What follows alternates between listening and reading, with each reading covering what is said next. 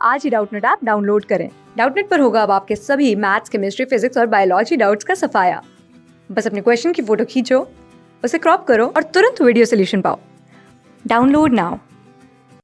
Hello friends, हमें यहाँ एक गद्यांश दिया गया है जिसे पढ़कर हमें दिए गए प्रश्न के सही उत्तर का चयन करना है।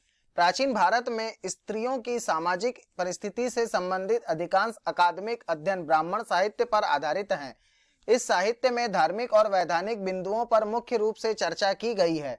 धार्मिक कर्मकांड संपादित करने का अधिकार, कर्मकांड संपादन का उद्देश्य, विधवाओं के अधिकार, पुनर्विवाह, नियोग संस्था की प्रासंगिकता, संपत्ति का अधिकार आदि कुछ ऐसे उल्लेखनीय बिंदु हैं जिस पर विशद चर्चा की गई है। स्त्रियों की शिक्षा दीक्षा, सार्वजनिक गतिविधियां, सामाजिक समारोह में उनकी उपस्थिति या अनुपस्थिति स्त्रियों की सामाजिक स्थिति के आकलन के महत्वपूर्ण आधार रहे हैं। स्त्रियों के अधिकार संबंधी अधिकांश चर्चा परिवार को केंद्र में रखकर परिवार के सदस्य के रूप में पारिवारिक भूमियों के निर्वहन के संदर्भ में की गई है। ज्यादातर उल्लेख पत्नी की भूमिका और पत्नी के रूप में दिए जाने वाले अधिकार से संबंधित है।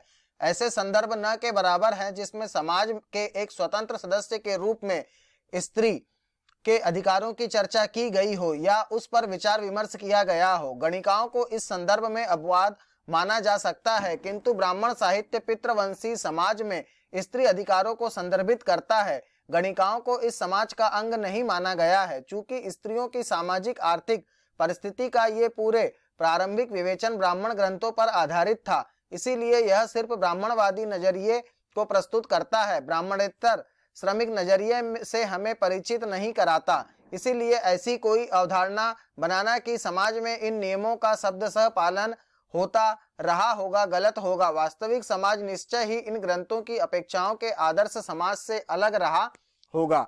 उपर्युक्त गद्यांश में हमें यह बताया गया है कि प्राचीन समय में भारत में स्त्रियों की स्थिति क्या थी। उन्हें अलग अलग स्थानों पर अलग अलग प्रकार का महत्व दिया जाता था। इस गद्यांश से संबंधित हमें प्रश्न दिया गया है, निम्नलिखित में से किसे समाज का अंग नहीं माना गया था।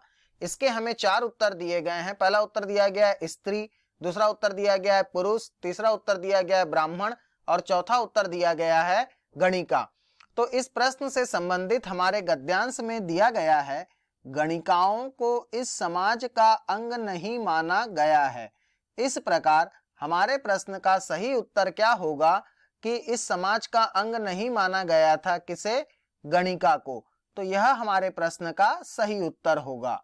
धन्यवाद। क्लास 6 से 12 से लेके नीट, IIT, JEE मेंस और एडवांस के लेवल तक 10 मिलियन से ज्यादा स्टूडेंट्स का भरोसा। आज ही डाउनलोड करें डाउटनेट ऐप या व्हाट्सएप कीजिए अपने डाउट्स 8400 400 400 पर।